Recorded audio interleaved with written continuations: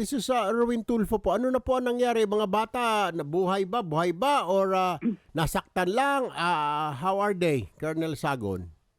Actually, kung ganito po yun, yung mga kabataan, isa lang po ang medyo severe yung pagkapinsala niya, yung kanang paa niya, binti na nabali po yung buto. Dako. So, kailangan pong maoperahan. Sus, Marisep. At saka yung 5 po, mga minor injury lang po naman. Oh. Ano ba? Ang mga naka-seatbelt naman siguro ito? Sa nakita ko po sa video, walang seatbelt Ay, ayaw pa sila tanggapin ni Lord. Ibig sabihin, binibigyan pa sila pagkakataon siguro. May chance pa. Ano ra mga nakainom ba ito, Colonel Sagon? Ayon po sa pag-interview ng investigator ko, nakainom po sila, galing po sila sa inuman sa may Lubao. Lubaw? Aba, malayo. May lisensya ba ito? Tsaka ilang taon na ito Meron mga ito? naman pong lisensya yung driver. Yung mga kasakay, mga ilang taon? Alos magkakasingidad po sila, 22 years old. Matatanda na rin pala. Kaninong sasakyan daw yan? Sa mga magulang? Ang sasakyan po, pag-aari nung pamilya ng driver. Nako. Nawalan pa ng hanap buhay. May mga, sa bagay, Colonel, kahit nalagyan mo ng mga signage na mga don't drink and drive, kung talagang tutuyuin yung driver ng mga ganito, mga mainit, magmamayabang, wala ring silbi yung mga signage na yan. Ano po? Actually po, kung yung street na po yan, yung highway na po yan, yung Tiasa, busy street po yan kasi nandyan po yung may hospital po dyan, at saka mga business establishment katulad po ng mga food chain, mga 24 hours na. Hello, Colonel. Yes, opo. Mga food chain po. Napansin ko nga, Bayaljo, mukhang busy nga din. Talagang itong bata, nagmayabang lang siguro. Hindi na bata ito, 22 na ito. Tiguang na yun. Nagmayabang sa mga barkada niya, nagpasikat. Nabuyo. Puro ba lalaki ito? May babaeng kasama sila, kaya nagpapasikat. May 2 po silang kasama na babae. Kaya naman siguro pala. baka girlfriend. Nako, kaya pala may nasa passenger seat.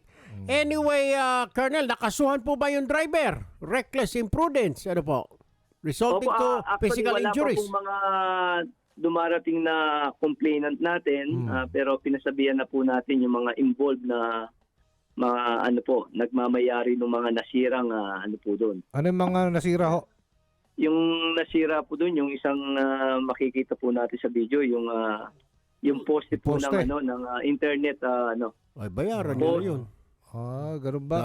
Saka yung mga po ng DPWH, yung mga pangharang po nila na hard barrel na Abangan nyo na lang siguro yung mga nagiinuman dyan. Hulihin nyo kaagad. May batas tayo dyan Oo. Dapat siguro, sir, lagyan from now on, lagyan kayo ng isang mobile dyan para malaman nila, di ho ba, na may nagbabantay. Pag wala kasi, alam mo naman yung mga kabataan ho ngayon, naghahari-harian sa lansangan. Yun. Opo, actually po ako, may dedicated mobile po kami doon tuwing gabi at saka umaga. Umiikot po doon sa kabaan ng Tiasa kasi halos sa business establishment po nandyan, kailangan po natin bantayan. Ito sir, sa nangyaring ito, pwedeng suspindihin, di ba, lisensya ng driver sa ginawa niya, Colonel Sagon? Opo, ang LTO na po ang magsasagawa niyan kung...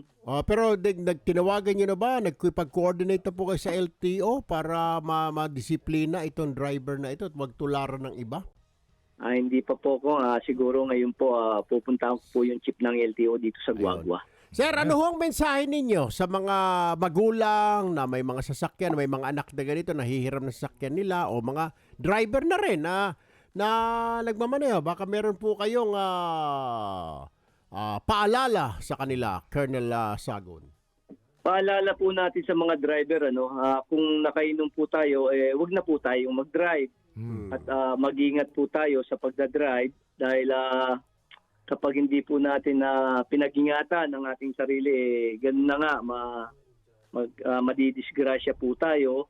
At yung mga nagdadrive, huwag po tayong mag-cellphone. Aha. At alalahanin po natin na may naghihintay po sa atin Yeah. sa bahay na kamag-anak, Aha. kapatid, magulang, asawa. So, mag-ingat po tayo sa pagdadrive. Huwag po tayong maging abusado, mawalan ng disiplina sa pagdadrive.